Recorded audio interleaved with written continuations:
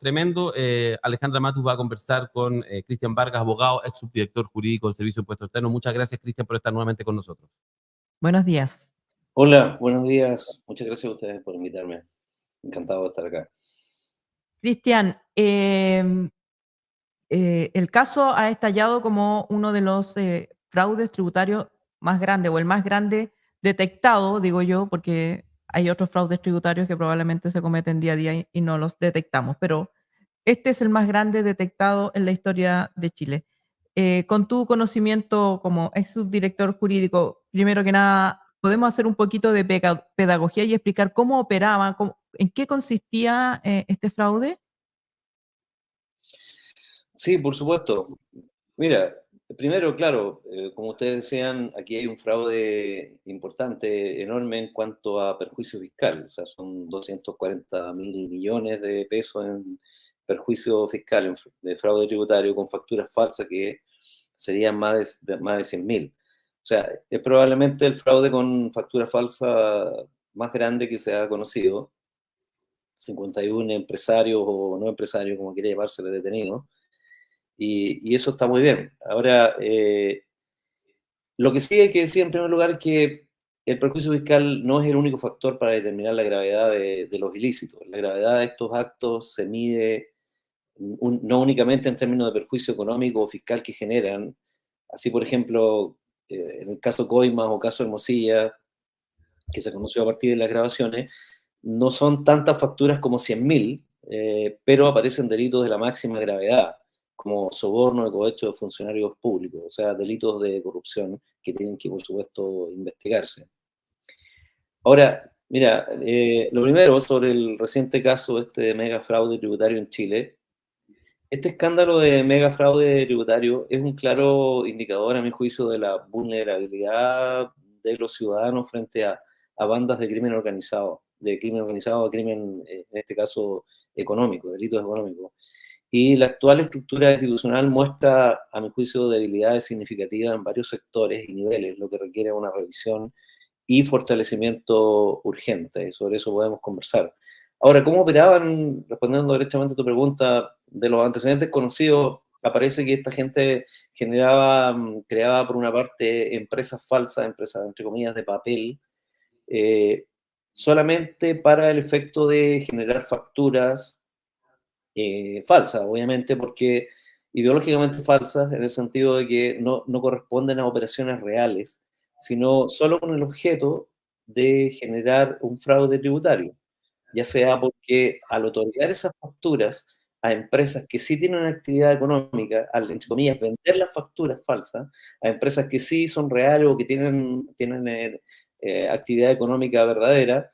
Entonces, estas empresas que reciben esas facturas las descuentan como gasto de impuesto a la renta. Es decir, disminuyen su impuesto a la renta registrando esas facturas como un gasto.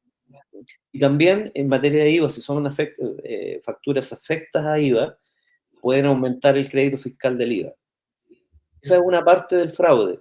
Otra parte es que realizaron también, de acuerdo a los antecedentes conocidos, exportaciones que también no eran verdaderas, exportaciones falsas de supuestos productos, con el fin de solicitar la devolución al fisco del IVA pagado para realizar esa actividad de exportación. Recordemos que los exportadores tienen una franquicia en Chile que consiste en recuperar, en que el fisco le reembolsa el IVA que ellos pagaron al adquirir bienes o servicios que destinan a la exportación de bienes.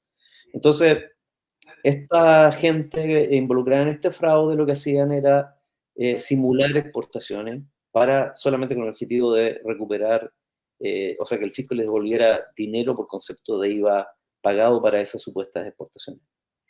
Cristian, entonces, en un caso son recursos que no se le pagan al Estado, que debieran haberse pagado y no se pagan gracias a estas facturas. Y en el otro caso, incluso reciben pagos del Estado por operaciones que no existieron.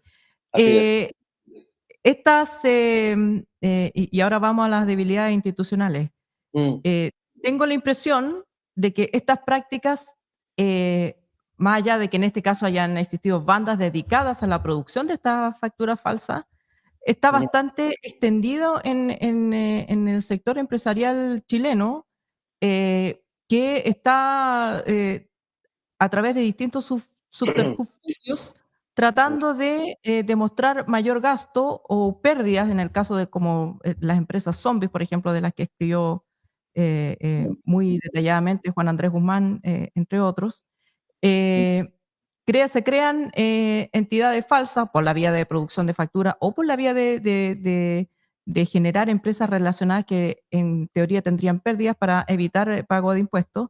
Y por otro lado, el uso de estas franquicias, que entiendo que también, por ejemplo, usa mucho la industria forestal, donde no importa tanto lo que se está exportando, sino usar la franquicia para obtener estas devoluciones cuantiosas de parte de los tributos que paga el Estado, que son, entre comillas, operaciones legales.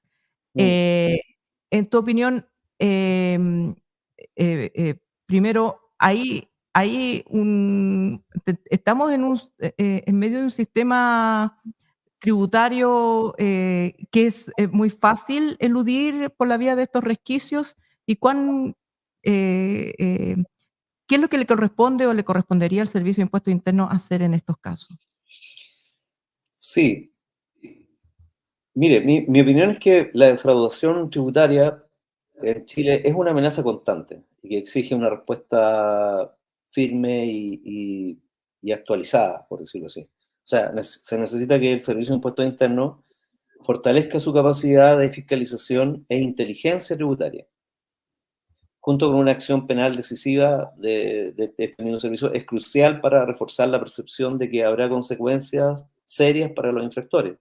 Sin embargo, una estrategia integral contra los delitos tributarios debe incluir tanto medidas preventivas como sanciones eficaces para ser verdaderamente efectivas. Me refiero a que, además de fortalecer las capacidades de fiscalización e investigación, que me parece que no están actualizadas a la altura del fenómeno delictivo que tú describes, es fundamental enfocarse también en la prevención de delitos tributarios, en la prevención. Para eso que decía que es fundamental que haya fortalecer las capacidades de inteligencia tributaria, inteligencia financiera, inteligencia tributaria, económica. Se necesita implementar políticas, estrategias proactivas y no que respondan, digamos, con tiempo desmedido, incluso años después a lo que está ocurriendo, para disuadir, precisamente estrategias proactivas para disuadir estas prácticas ilegales desde el principio, prácticas ilegales como las que tú describes. Y, desde luego, sin embargo, la prevención por sí sola no es suficiente, debe ir de la mano con un sistema de sanciones efectivo, contundente.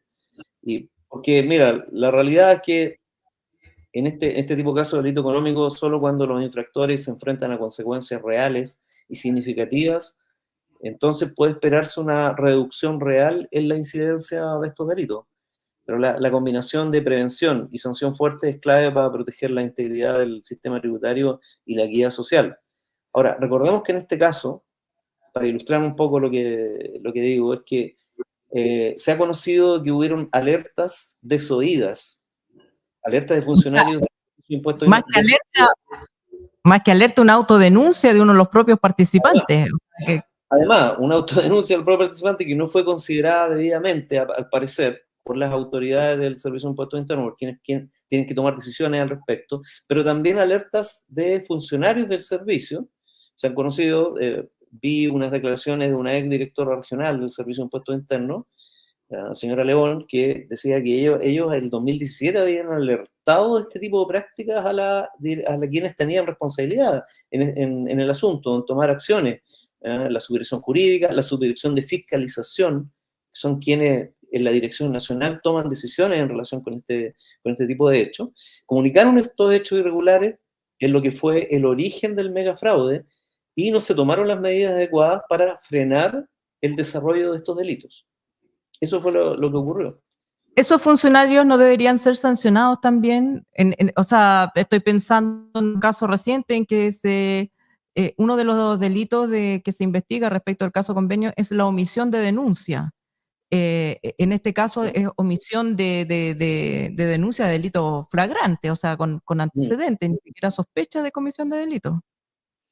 Sí, yo creo que sí. Yo creo que el servicio debiera precisamente investigar a fondo estos hechos con los mecanismos que tiene, sumarios administrativos, determinar responsabilidades, porque se trata de hechos de la mayor gravedad. Y aquí, desde luego, que puede estar comprometida la responsabilidad funcionaria, ¿no? Y como te decía, aquí hay funcionarios que tienen altas responsabilidades, la subdirección de fiscalización del Servicio de Impuestos Internos, la subdirección jurídica del Servicio de Impuestos Internos, que tienen que ver con estos asuntos. Entonces, si se permitió, ahora se habla de mega fraude, pero resulta que el mismo servicio ha dicho que estos son hechos que empezaron hace varios años, 7 años atrás, que ya habían alertas. El año 2016-2017 ya habían alertas en relación con este mega fraude. Si se hubiera Entonces, detenido a tiempo, a lo mejor hubiera sido un fraudecito.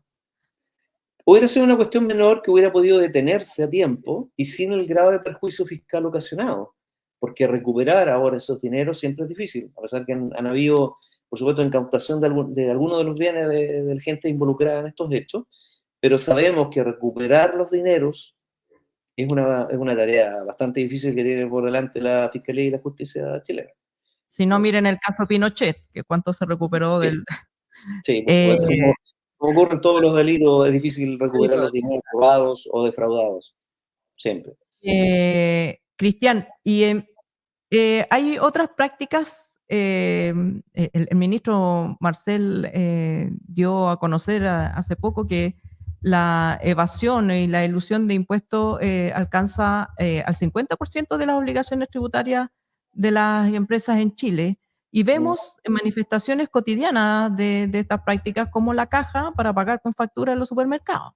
Digamos, que se compran cosas para la casa, de cualquiera sea los empresarios que usan esas cajas, que no son, obviamente, y a todas vistas, y está muy normalizado, no son productos usados para el ejercicio del giro, digamos, que es la intención de esos créditos. Pero ahí la práctica boleta factura está en todos los servicios y basta con tener un RUT de algún giro comercial para usarlo y el resto de los ciudadanos que no tiene, el ciudadano común y corriente de a pie, no tiene ninguna respiro respecto del pago del IVA. Se debiera también, o sea, a mí me parece que es como está gritando a que hay una práctica elusiva que está normalizada, pero no porque normalizada puede considerarse legal. Mm. Sí, por supuesto, es una de las expresiones del problema de ello. Lo que tú señalas, las compras de supermercado, boletos, factura, cuando claramente compran bienes que no son para el desarrollo de una actividad empresarial, sino son más bien cuestiones para la casa, pero es una manera bastante común, digamos, y pequeña de usar, eh, digamos, la empresa para descontar gastos de bienes que son uso personal y no de la actividad empresarial. Eso no está permitido luego por la ley, pero es una práctica bastante cotidiana y usual en el país. Ahora, mira, yo diría que, claro, se puede discutir cuáles son las reales cifras de evasión o elusión. Yo creo que ahí también hay un problema del Estado de Chile, en el sentido de que no ha habido hasta ahora un esfuerzo real, importante, para determinar niveles de evasión y elusión. O sea, hay algunos estudios, pero que usan algunas variables, eh, pero falta un estudio más completo y profundo para determinar reales niveles de evasión y elusión tributaria en impuestos a la renta, por ejemplo. Es más fácil tal vez determinarlo en IVA, en impuesto a valor agregado, pero en impuestos a la renta es una tarea más difícil que requiere un estudio más profundo con el análisis de diversos factores y variables, no solamente de algunos, porque eso puede llevar a conclusiones que no son tan precisas o ajustadas a la realidad. ¿A Ahora, ti te parece pero que este porcentaje que entregó Marcel está inflado o se queda corto? no me atrevería a decir si está inflado o no. Yo creo que son porcentajes que antes también se han señalado como probable evasión o elusión en el país. Recuerdo que el año 2014 también había un análisis, un estudio de evasión y elusión tributaria, en base a lo cual diseñamos incluso una estrategia precisamente de focalización en grandes evasores. el año 2014 en el Servicio de Impuestos Internos, y eso quedó incluso en el plan estratégico del servicio. Luego, posteriormente, por razones más bien de intervención política en el servicio, ese plan no se implementó adecuadamente, pero sí lo hicimos. Ahora, mira, yo diría que sobre esto hay varios asuntos que hacer. O sea, uno es la necesidad de aprendizaje y adaptación del Servicio de Impuestos Internos o actualización. Respecto al SI, a pesar de amplias discusiones sobre casos de financiamiento irregular de la política y otros fraudes tributarios, parece haber lo que se observa una falta de, podríamos decir, evolución institucional.